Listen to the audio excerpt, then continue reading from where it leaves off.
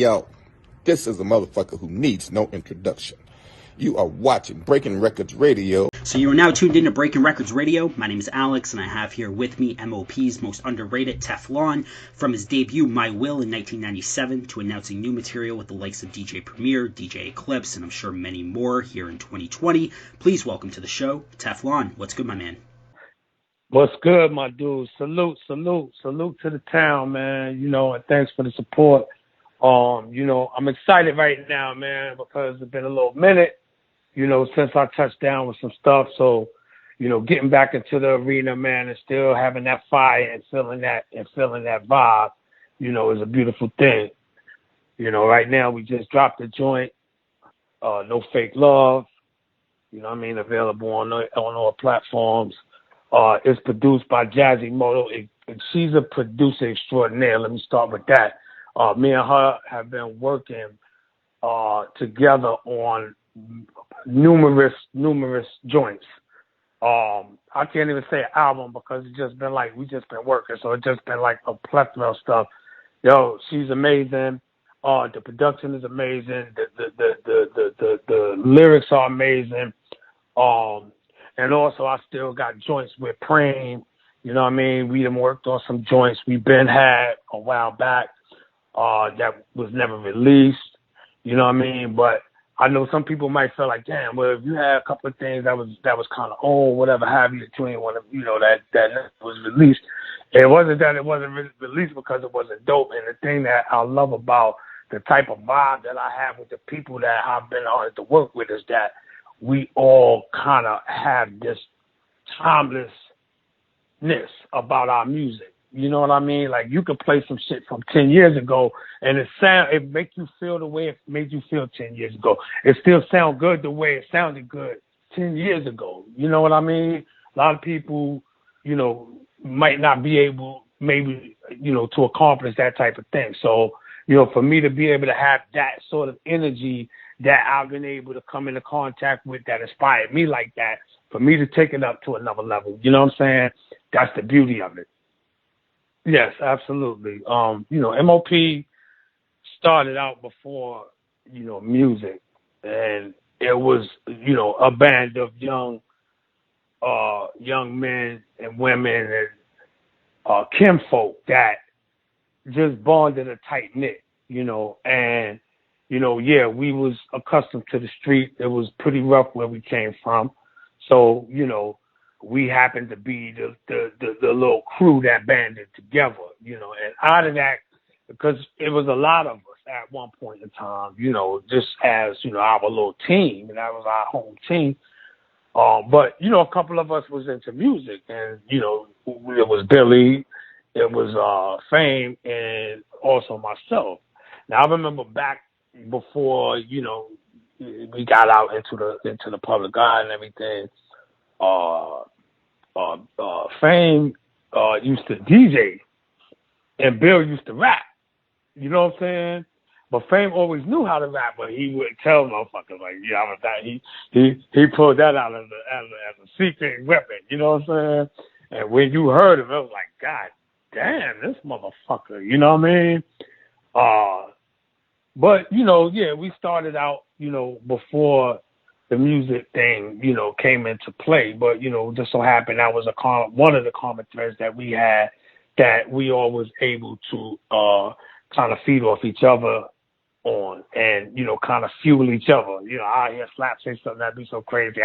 It'd make me write something crazy, make Bill write something crazy, So it kind of was like that. And not to say that everybody didn't have their own individual, those spark on their own. But sometimes, you get that sort of energy where it's kind of a reciprocal thing. You know what I'm saying? It's like you inspire me and I'll inspire you. Yeah, of course.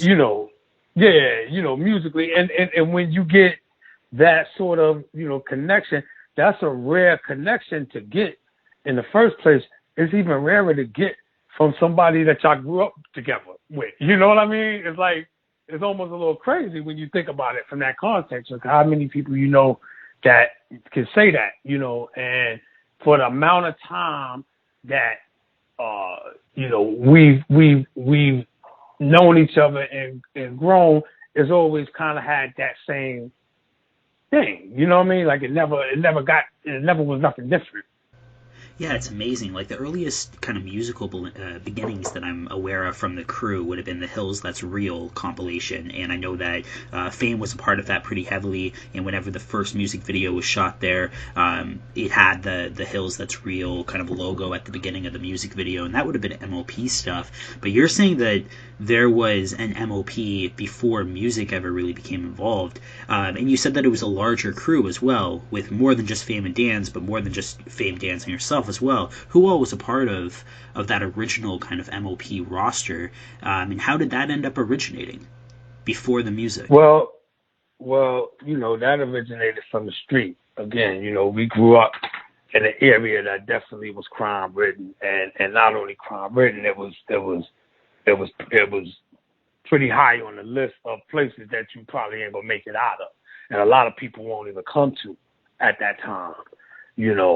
So we all basically used to hustle together. We come up hustling, we come up doing the things that, young kids in the hood that ain't have no other really, real view of what else could they do. That was like the first thing they get introduced to, that type of stuff, the lifestyle, the street. You got people want to turn and stick up kids. Some people start selling drugs. Some people start doing whatever, but so yeah, it started from back then. You were really young kids, and it was a really rough area. So you had to really be about what you said you was about, because you was gonna get tried. It wasn't a question of if; it was just a question of when. You talk about the same area that Shannon Briggs come from, the same area that Riddick Bowe come from, the same area that Mike Tyson come from. Yeah, these is all fighters, and as you see how it's in their blood, how you think it got in their blood? Yeah, it got in their blood from Brownsville. You know what I'm saying? Yeah, and that's what kind of atmosphere it was out there. Like, you definitely had to be about your business, and if you wasn't about your business, you was gonna fall. Yeah. So that's really where our structure began at. Yeah. You had to be about what you said you was about, because if you wasn't, you was gonna get exposed, and you might want to, catch the worst of the worst. Yeah. So from there, we started getting into other things. Of course, like I said, music was one of the things that was a common thread with all of us, but it was a couple of us just that knew how to do it. You know what I'm saying?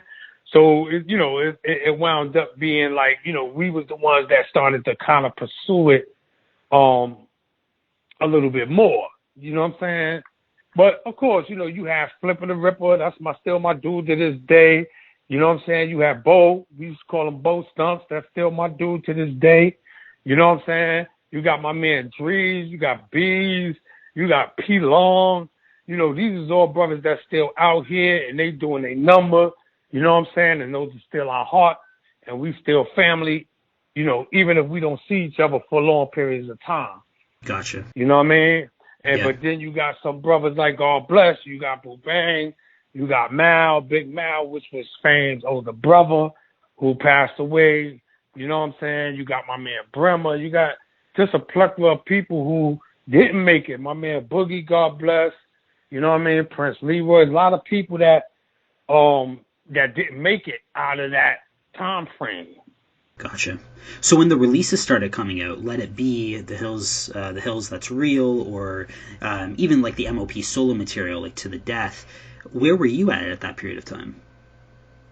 At that period of time, I was locked up on a case. I had to go do some time upstate. Gotcha. Yeah, so I was locked up, but it's funny because when How About Some Hardcore came out, the video, I'm upstate, and I see the joint come on the TV. You know what I'm saying? Now, I had been away for a little while, and again, I knew that everybody knew how to do their thing, but I didn't know that they had made a joint. Now, I heard about when Fame made The Hill That's Real.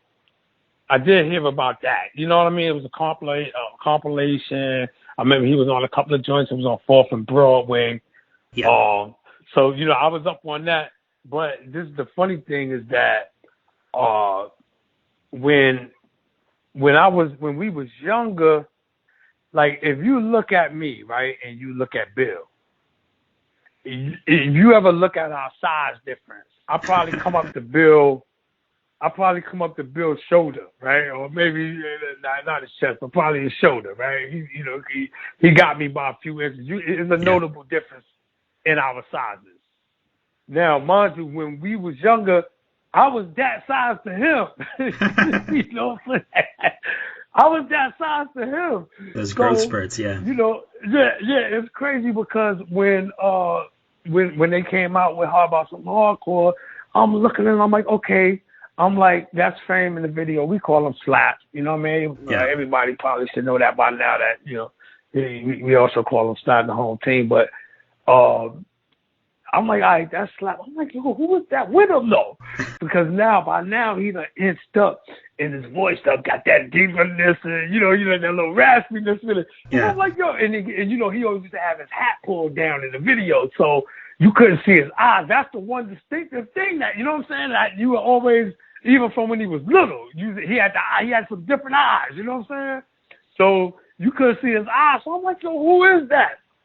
And then, you know, it came a little minute before I found out even who that was, you know what I'm saying? And I was like, oh, shit, man, listen. You know what I'm saying? We go back, man. I be at they mama crib. You know what I'm saying? They be at my mama crib, shit like that. You know what I'm saying? So we go back again, you know, even before the music. But, you know, as it turned out, when The Hill That's Real had dropped and when How About Some Hardcore had dropped, I was away. So when I got back, by the time I got back, When did you end up getting back? What year? Oh, had to be, I think it was like the... Because your solo comes out in 97. Yeah, I think it was... Yeah, but when I came out, I was on work release for 2 years. Gotcha. So, so I would be back, you know, in and out or whatever.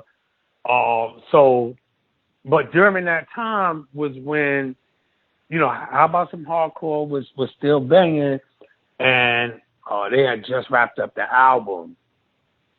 You know what I mean? So one day, and mind you, I'm still on work release, so every minute of my little day that I got that I don't got to be in, I got to try to make the best of it, you know? Yeah. So I slide through my old hood and go and see my peoples and so forth.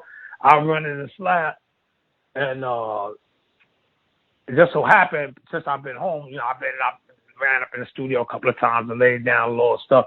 But, you know, and it was like, you know, just me just getting shit off my chest. Let me sharpen up my sword. I've been away for a little minute. I ain't really been at it like that. And even before then, I was in the street more so, you know what I'm saying? So it was like, you know, I did it, but I wasn't really, you know, really going at it hard. But when I got locked up, it was like, damn, I ain't got nothing but some time on my hand. You know what I'm saying? I got ideas on my head. Let me go ahead and put these motherfuckers down on paper and kind of, you know, fuck with it, you know? Yeah. So anyway, so it was like doing that type of thing, you know? So I'd have some little shit coming from the studio, and I seen Slap, and I let the nigga hear, and the nigga was like, yo, son, that shit crazy. But they had just finished the To the Death album. So it was like still when they had the tapes and all of that. So, you know, I had the little wrapper around the tape. He handed it to me. I still remember I was getting ready to walk down the hill and go visit my cousin because I had to go back in that next morning. So I was like, yo, I'm going to go visit my cousin, and then I'm going to go back to the crib, and then I just got to go do what I got to do after that. But on the way down the hill to my cousin's crib, I put the joint in the tape. This is how old this shit we talking about. I think I put it in the tape player. And I'm on my way walking down the hill, and I'm just blown away. I mean, absolutely blown away at what I'm hearing. You know, I'm hearing Rugged Never Smooth. I'm hearing Top of the Line. I mean, all of these joints that are just, like, phenomenal to me, you know. Not only are they phenomenal, but they're your friends, right? Like, that adds a whole other element to it. Right, exactly. So, you know, and it's like, you know, you know where they was at one point in time, and now you hear this, and it's just like such a, it's just, I mean, they've always been dope, but this shit is just out of the fucking, I'm like, what the fuck just happened? You know what I'm saying? That shit was crazy. I couldn't even believe what I was hearing. That's how dope it sounded. And I ain't just talking about on a lyrical tip, but on a production tip as well. Like DR Period, he, you know what I'm saying, had produced some joints on their shit and was produced that whole album basically. You know what I'm saying? And it's just the sound that album had and the feel. like really unique, yeah. Yeah, you know, so how did hearing that affect your own music and your style? Because you listen to your debut My Will, and again it comes out a little bit later, 97, but you listen to that and you can tell the influence that M.O.P had on you, right? Like you can tell the styles and the sounds are not too distinct, but they're still very different. You as an MC is very different from Fame or Dance. It's not so much that yelling kind of back and forth trading bar deliveries, right? But at the same time, there's stylistic elements that have kind of brought over. Hearing that tape for the first time, how did that change your own sound? It just made me tune more into not being afraid to express my sound the way I felt. If that makes sense to you. You know, it's like, you know, you got to think about this. I'm locked up. I'm in jail. I'm not even really in the damn world. You know what I mean? So while I'm there, I'm hearing, like I'm listening to Pete Rock and CL Smooth album, but it ain't no instrumental. I'm in jail. So they got the lyrics on this shit and everything. I gotta try to write rhymes because the beats is so dope. I gotta fuck with you. I'm like, yo, I gotta try to write something because they inspiring. But I got CL Smooth vocals. I gotta tune out in order to tune into the beat to write. You know, it's like, you know, but that was the world that she was in. You know, you wasn't getting instrumentals, acapellas, and all of that. You know, so you had to work with what you had, and so it's like you'll try to be subservient to a degree to what you think people want, and that's I mean ultimately if you're gonna sell records, that has to be what the case is. But I found that I don't gotta try to reach outside of myself to do that. You know what I'm saying? I feel like there's a body of people in this world that feel the way I feel and will be able to see things how I see them from my perspective, and they probably see things kind of the same way. I'll be able to touch on issues that would strike a chord with them also. So I don't got to go out looking for, you know, like, I mean, you ain't going to get everybody approval anyway, but you ain't got to go out there looking for it. That's how I started feeling. So I'm like, yo, I'm going to just say I'm going to say how I want to say it, and you know what I'm saying? Like, you know, I'm not a disrespectful person. I consider myself smart, and you know, I'm not the type of person that's just gonna jump out the window and you know, get out of character or do something outlandish, you know.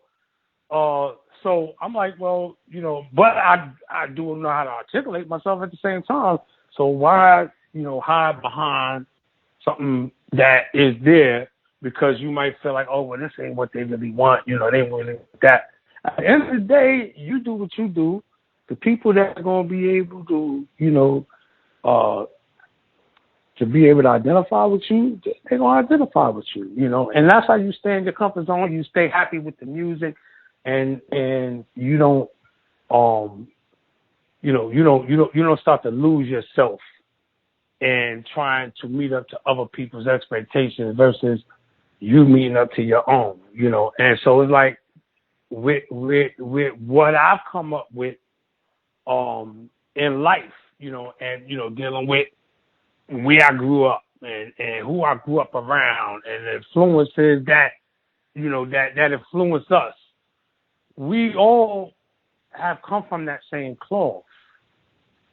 You understand? So when we around each other, we can be ourselves. We already know how each other is built because we done seen each other in them times. And we done been with each other in them times. So we ain't got to try to put up nothing. You know, we can just be ourselves. And ourselves is fucking dope, actually. You know what I'm saying? No doubt, like real talk. I'm 100%. just really coming to terms with the shit like that. Like, you know what I mean, Alex? Because sometimes when you in the moment of shit, you don't see it. You know, when you grow up, you grow up in a hood, that's all you know is the hood. And the things that's going to infatuate you is things of the hood. You know, you don't know no better. But if you are able to get the chance to get somewhere out of the hood and get to different places that, you know, you'll start to see that it's such a different lifestyle that it's like your lifestyle in the grand scheme of shit is obscure to a lot of people. Yeah. You know, like they don't know motherfucking struggle like that. They don't know having to deal with it. You walking in the store with a bulletproof vest on so you get shot. Like what the fuck kind of on y'all living? You know what I'm saying? But if you never been outside of the store, you know. So to you feel irregular. Yeah, you know? I think time has something to do with that as well, right? Like just. Yeah, your kids in the 90s, right? Your early 20s, your kids, you're fucking around, you're making music, you're living your life, and you're having fun doing so, and you're making music with your friends, right? It takes time in order to see that in perspective. I do a lot of research on the Canadian scene and the hip-hop scene that's going on here in Canada, and the history of our scene that's going on here in Canada and that has been going on. And a lot of these kind of obscure scenes, they were doing things in the 90s and the late 80s sometimes, and they didn't really value their own output into the scene or their own input into the scene. They didn't document anything. They didn't bother keeping diaries or anything of that nature. But give it some time, give it 20, 30 years. They're looking back now and they're saying, wow, what I did when I was a teenager fucking around with my friends, it's valuable. That not only was the music that we made dope, but those memories are impactful for the community, for the history of hip hop culture in of itself. There's value there. There's historical value to what I was doing back then when I was a kid, and you just don't see that when you're in the moment, and it's a shame. Right. But I feel like time has definitely something to do with that as well. But also, as you said, your circumstance and your environment where you're at. Yeah, exactly. You know, the time frame, you know, as you get older, you should get wiser, you know, and start to look at things from a different perspective. A lot of times the limiting factors, you know, goes back to what I just was talking about with, you know, people who never really been nowhere else. So all they know is the hood news. That's all they know. That's all they, that's, you know, that's relevant to them. And it's a sad thing to see, but with time, I've been able to, you know, travel to different places and see different things and experience different cultures and so forth. And, you know, that's when I'm able to look at that circumstance of where I was at and see it in the nature that it really is. You know, I mean, I've always known it, but, you know, it's like you don't realize how, like, in between the time that I stopped doing music, I started doing personal training. You know, I was working with a lot of clients doing personal training and massage therapy. So a lot of the clients that I work with, you know, they pretty good means. Yeah, sure. You know, middle class, upper middle class, like right. You know, that type of thing. So, you know, I would be around them and realize, like, I was in the Hamptons one time with one of my clients, and we had met up over by the beach.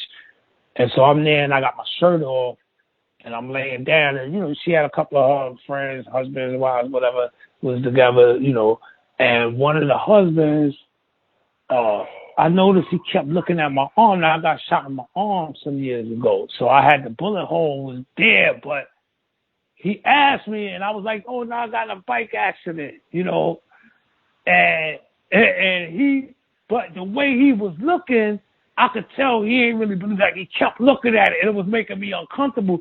And I said, I realized at that point, I was like, damn, usually if you in the hood and you like, yo, so what happened to your own nigga? I got shot, nigga. You know what I'm saying? That's almost a badge of honor. You know what I'm saying? But I'm around these different people, and I'm feeling like I gotta lie about what it is. And I got shot. I ain't that don't mean I'm a bad dude because I got shot. You know what I'm saying? But the you can see the image that it portrays. 100%. You understand what I'm saying? So it's like I almost was embarrassed because I really didn't know what to tell this person, because I'm realizing that this person will never understand if I told them I got shot. They would just, it would blow their, it would blow their mind. You know what I mean? And then it just become a whole other thing. But at that point, that's when I kind of started, to realize that we live in a world that's a lot bigger than what we portray as the world. Just from the hood to the hood, because there's a lot of hoods around the world. Not just here in America. Yeah. So we can be connected with family in different places, and a lot of the times they in other hoods. So you might have a big family. Oh, I got family out in, I got family out in PA, I got family out in Georgia, I got family out in North Carolina, South Carolina, so forth, so on. Sure. So you'll go to these places which is far away, and it's like, okay, we get there and we see people look like us and they act like us, and so we feel like the world is a really big place. But when you look at it in the perspective of the whole world, those are little areas that are just enclosed to certain minorities and certain people that's at a disadvantage, and so if those places look so big to us, but in the scope of the world, they are yet so small, that gives you an idea of how minuscule those areas really are in the scope of the world. Yeah, 100%. Yeah, and it boils down again to perspective. Just people don't really, if you're in one environment for your whole life, you don't really understand the depth of how the scope of the world, right? What is really out there, and when you start traveling, you open up and you see things in a different point of view. I feel like traveling is really healthy for kind of the human condition, like it just.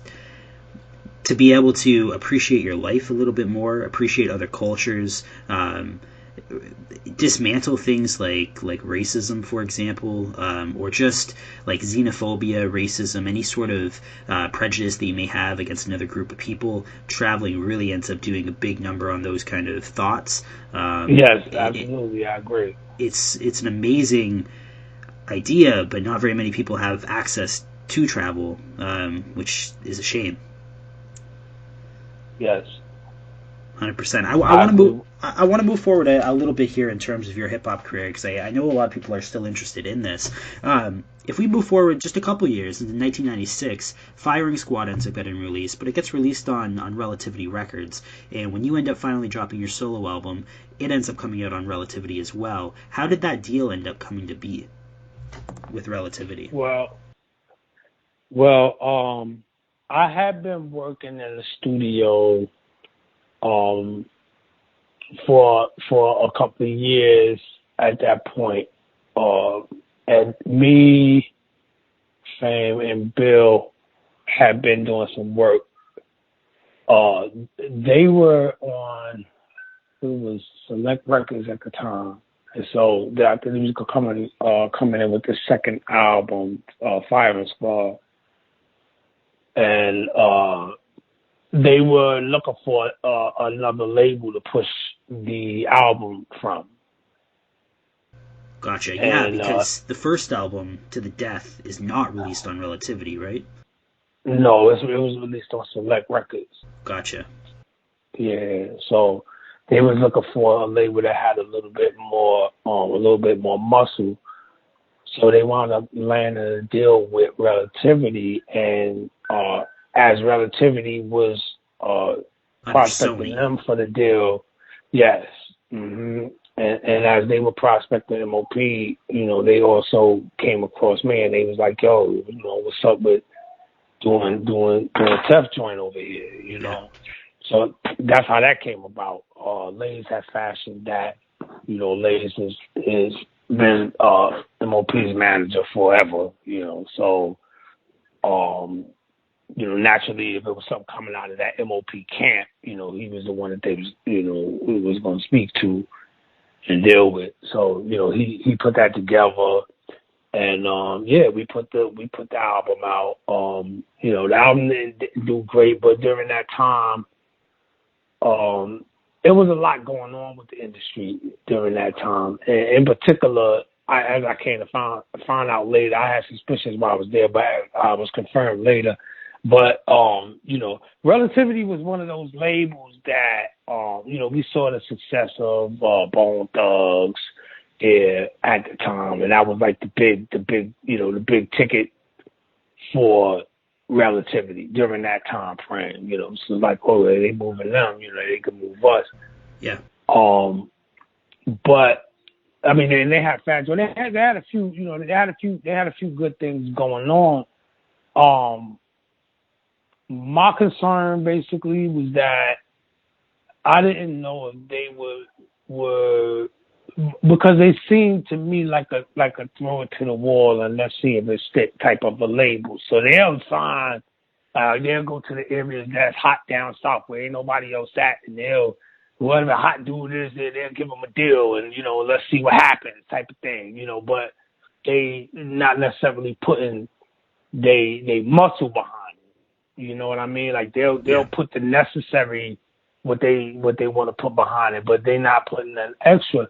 But it was into years later, like you said, they were something to Sony. So it was certain things that they wasn't even really able to do unless the thing took off a certain way or unless the thing had, just a certain promise to it where, they were seeing the response from the public and everything, So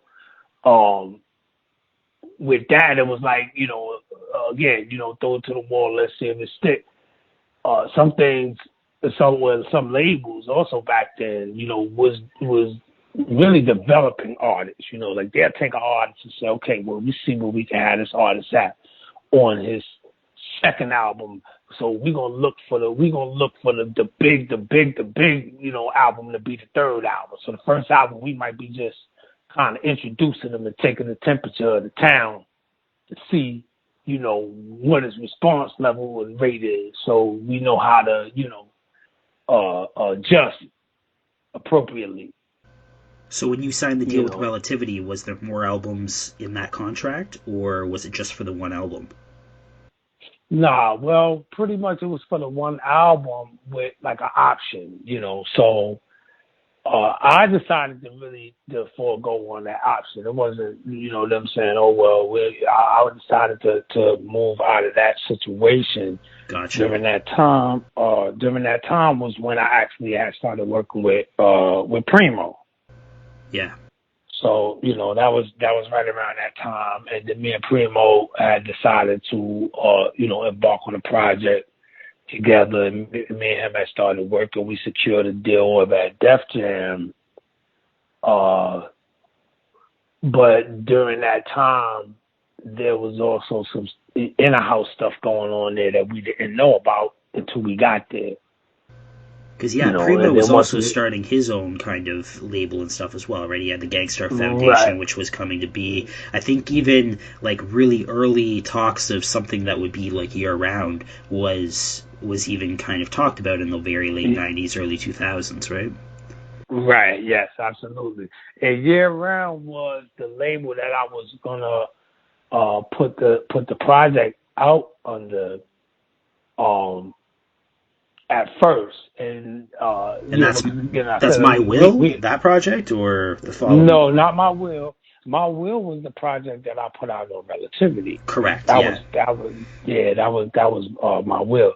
But right after that was when I started working with Preem. So me and Preem had started.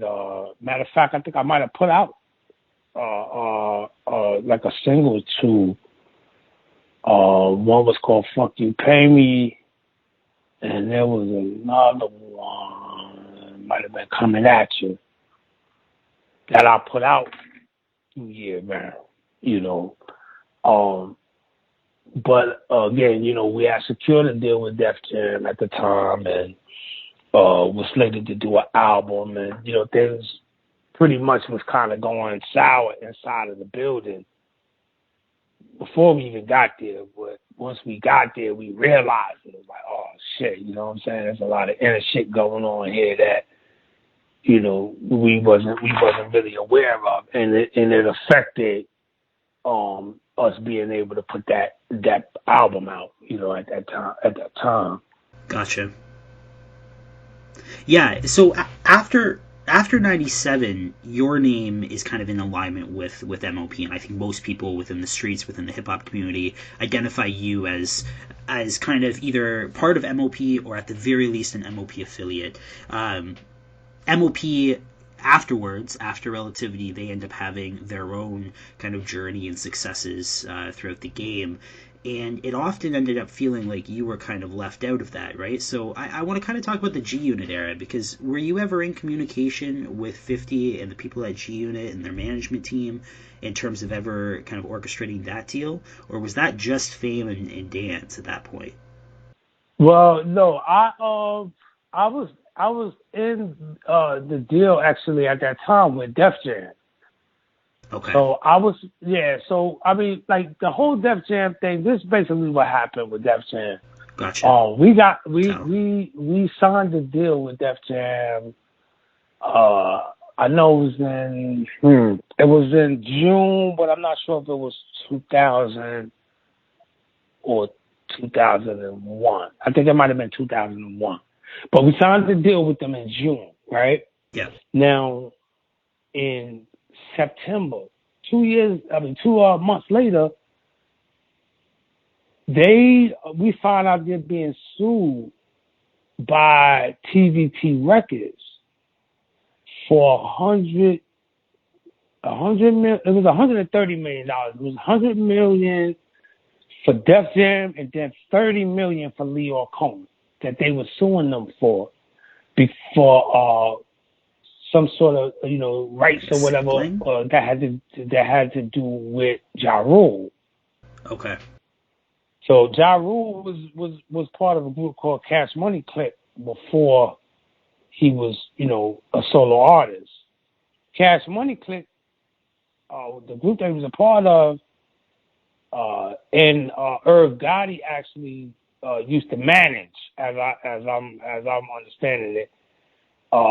And Ja Rule was part of that group. So when Irv Gotti had got a position over at Def Jam and brought, a couple of artists to the table, one of the artists being Ja Rule, the other one being Jay, the other one being DMX.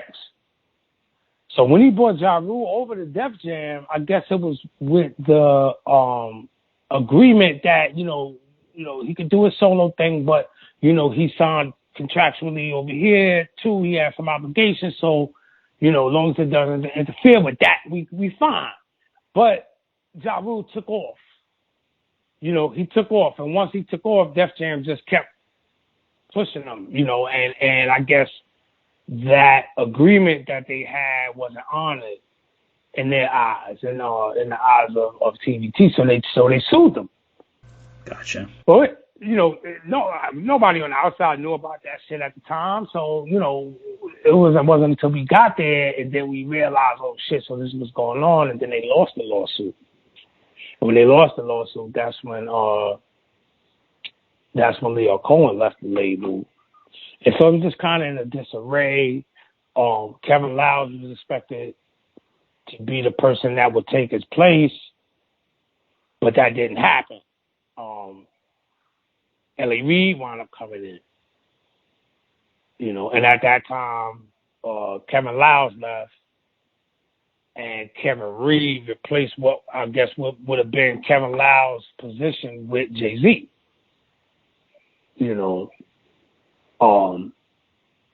So, at that time, there was a lot going on, and the pendulum of music had started to swing. Now it wasn't so much the New York sound, which was the prominent sound, which it had been for some years. Now it started to be the Little Johns, who, by the way, was on TVT. So you can see what TVT. Stuff, yeah. Right. So you could see what TVT won that lawsuit, and you can see what they went and did. Yeah. So. So basically that was the situation, and being that Kevin and Leo had left, the whole House of Cards kind of crumbled over there, and I remember we did sit down with Jay, and I remember that he was saying, well, we got this new dude Jeezy who we gonna be putting up in a minute, whatever. So they was trying to figure out a way to align it up and all of that, but it just never went into fruition. You know what I mean? So, we wound up falling back, and we were still recording and stuff like that for a while, but life got in the way. I had to make money, you know what I mean? So like I wasn't really seeing no real, not steady money, I guess with all rap music, money is kind of the same way. It's like you don't know, you can't say for certain when your next check comes. It's sporadic, you know what I mean? Sure. And if there's long lapses of time in between that can become a big problem. Yeah, no doubt. Yeah. So, but again, like I said, if it's in your spirit, it comes back. So it's not like you're doing it for the money. You do it because you love it at the end of the day. So that's what brings me back. 100%. So when did you actually end up getting out of contract with Def Jam? Like when were you out of the deal with Def Jam? Probably about 2000 and maybe 2003, 2004. Gotcha. So since then, you've released a couple mixtapes, but for the most part, we haven't really heard anything from you. It's been kind of sporadic around the mid-2000s, and then from maybe 2005, 2006 up until now, you didn't really end up releasing anything. Are you able to tell us why there was that long gap in between your kind of musical output? Well, like I said, life got in the way, so I had to pay bills, and the checks was few and far between, so I had to find a different way to bridge that gap. So I started going into personal training. That was something that I had been doing anyway, as far as working out and stuff like that. But yeah, I started actually, in the process of that, becoming a little more intrigued by it because of what I was learning about it. I started getting a little more knowledgeable and started realizing, there's a lot of things that a person could do that could augment, certain effects that you have in the body and so forth and so on. So, that type of thing kind of interested me. So I started digging a little deeper into it, and being that I had a passion for it, I was able to take it and utilize it to create some business. So that really was what was driving me at that point, and it's a big body of, it's an industry in itself. It's not like, some people might see trainers and they kind of like novelty trainers. So it's like, okay, or, this is, help me get my biceps bigger, or help me get, I want to get faster or stronger or whatever. And that's cool. But there's another side of it that, a lot of people don't look at, and that's just from the health perspective of it all in itself. And not only the health perspective of it, as we do our daily routines every day, our bodies form certain patterns, and those patterns could form pain and, that type of stuff like that. So being able to identify that type of stuff and being able to address it, to a point where not only you get a person faster and stronger and all of that, but you bringing them out of pain as well and reducing the risk of injuries for them as well. That was kind of, something in itself that kind of intrigued me. And being that, I was able to kind of advance in education while I was still, working and doing it. Again, it's not a small body of stuff. So, it's a very big wealth of information in that field. And being that I was intrigued by it, I just kind of kept going with it, and that's what it was. And even now, I'm still licensed in New York State, licensed massage therapist. I work with a lot of clients and who have had injuries and stuff like that, athletes, that type of stuff. So I still can do that type of work, but again, through time, if something is in your system, it's going to start to present itself at some point in time. That's what happened, and that's kind of why you see me coming back into the scene, in emergence now, because it's been a couple of years, and even though I might be in the midst of doing my other work, I might be even on the way home in the car and just stuff is coming in my head. I'm not even trying to think of it, but it's coming, and I'm like, oh shit, and I catch it.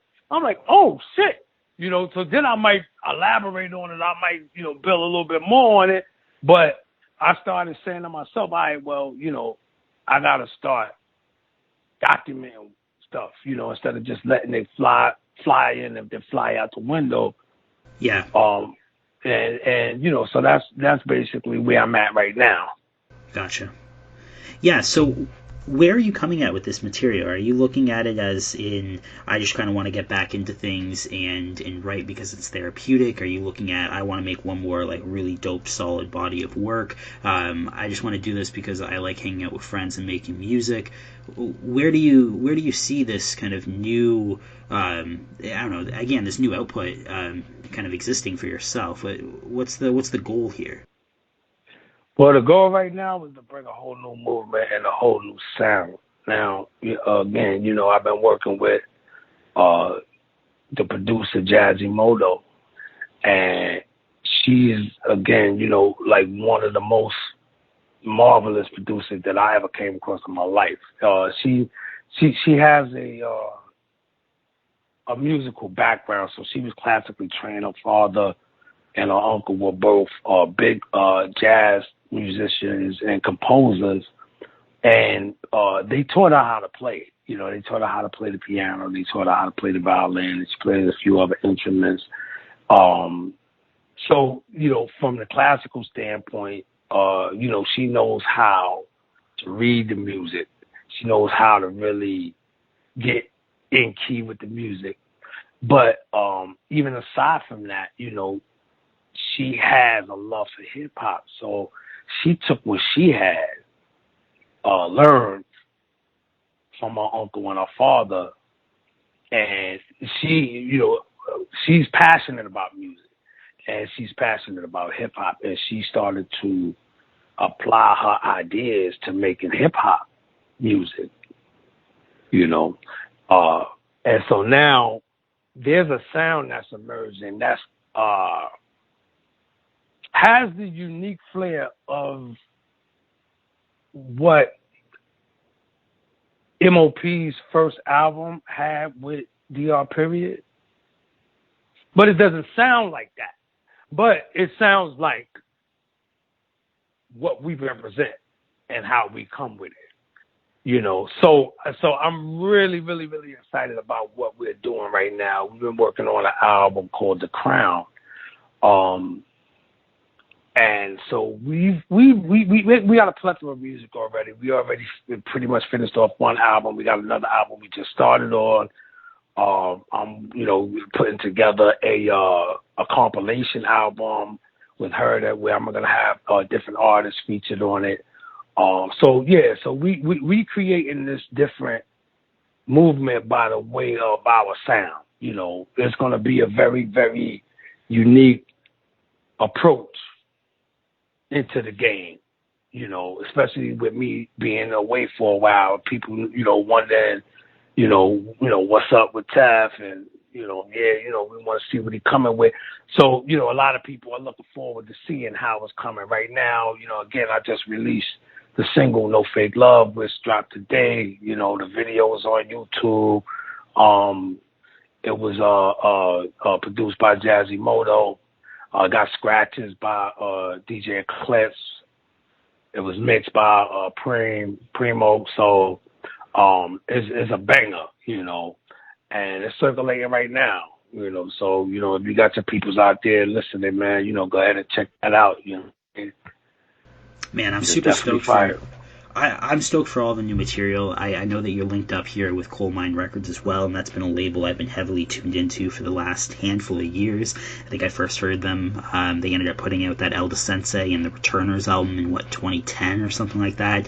And then M Phases, a producer from Australia, dropped their Phased Out project, and that was maybe 2012, and that dropped on Coal Mine Records. Super dope projects, right? Time after time after time, just coming out with amazing material.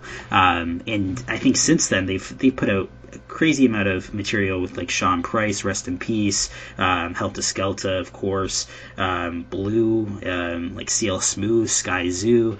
It's that camp of, I guess maybe you can call it backpack hip hop or boom bap hip hop, whatever you want to put a label onto it for. But it's the type of music that I listen to at the very least. It's what I get excited over, and it seems to be a great fit for the work that for your sound at the very least, and for M.O.P's sound more broadly as well. One of the things when you listen to My Will, your debut, was that it was not just kind of a rapidy rap album, right? It wasn't just bar after bar after bar, although that was definitely in there, but you had content on there as well. There was some real conceptual songs that had kind of had some kind of pull towards it in terms of a storyline or just some content.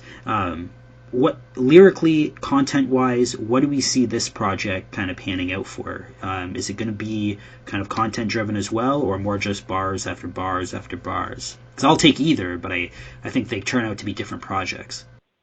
Right. Well, it's funny that you made that mention about My Will, because it is like that. I mean, I think like all of us, you know, it's different facets to our personalities. You know, we be in different moods at different times and different thought processes at different times. So that's how kind of how I write. You know, sometimes I'm just popping shit because I'm in the mood to pop shit. You know what I mean? We all in that mood sometimes. You know, we just want to talk some shit. We all want it to be too serious, man. Pour me a drink. Let's talk some shit. We talk about the fight or whatever, you know. But we just talking shit.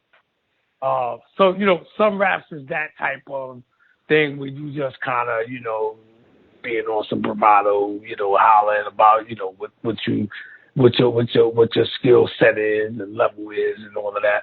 But then you do have some content in there that is really content driven. You know, it's like I have a song that I made. I didn't put it out. I actually had intended to put it out, but we wound up holding off on it. And it's called Something Ain't Right. And it's dealing with everything that's going on right now with the COVID. And I know a couple of people have done it since then. Well, I did it when it, like, really right at the beginning of COVID, but I just never put it out, you know. But it's a very deep song, and it's in depth as far as content is concerned, you know. Yeah, and it tells you know it tells a story with clarity where you'll be able to get drawn into what I'm saying and see the picture of it as it's being drawn. Are you releasing this project digitally only and via streaming, or is there going to be physicals for this release as well? Let it be tape, vinyl, CD, what have you? Well, the single that we got right now is digital only. Sure, that makes sense. Yeah. But not to say that, you know, those other options wouldn't be something that we would explore, you know, if we get to that point. Gotcha. Right now, you know, pretty much everything is digital. So, you know, so that's pretty much the way to go. But the album, I'm not sure yet. You know, I'm not sure. You know, let's see, you know, how things ride out, and, you know, you'll figure out the best move and, you know, take it from there. Fair enough. Man, I can't thank you enough for taking the time to speak to me here today. I said it at the beginning of the call, but I appreciate it. I'd love to have you back on in the future whenever the project does come out. I'd love to give it a listen, give it a solid listen, and be able to go through kind of, not necessarily track by track, but just go into the project with a little bit more depth once I have a chance to hear it. I would love to have you back on and have that conversation with you.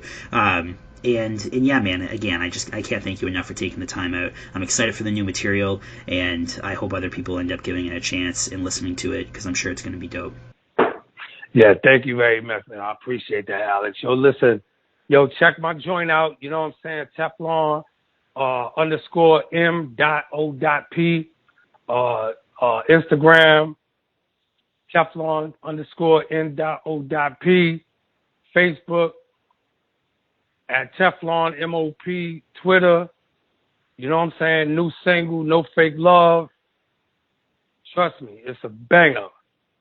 Look out for the next stuff coming soon, too. We on them. 2021. Appreciate y'all, man. Salute. Oh, man. Again, thank you so much. I appreciate it. Stay in touch, definitely. Whenever you end up having new material coming out, I'll try to stay in touch with you as well. Keep up to date. I follow you now on Twitter at the very least, but I'm pretty bad at social media myself. But I'll try to end up staying up to date. But yeah, let's not have this be our last conversation, and let's speak again at some point in the future. All right, man. Thank you once again, and we'll talk later. Peace.